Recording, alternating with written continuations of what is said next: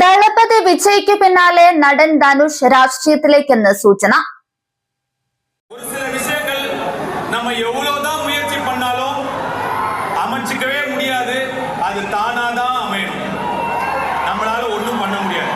இந்த வாட்டி எனக்கு அமைஞ்சிருச்சு, கிடைச்சிச்சு. തന്റെ ഔദ്യോഗിക ആരാധന കൂട്ടായ്മയായ all India Dhanush fans welfare association ചെന്നൈയിൽ സംഘടിപ്പിച്ച രക്തദാന ക്യാമ്പിൽ സംസാരിക്കുമ്പോഴാണ് ധനുഷ് ഈ പരാമർശങ്ങൾ നടത്തിയത്.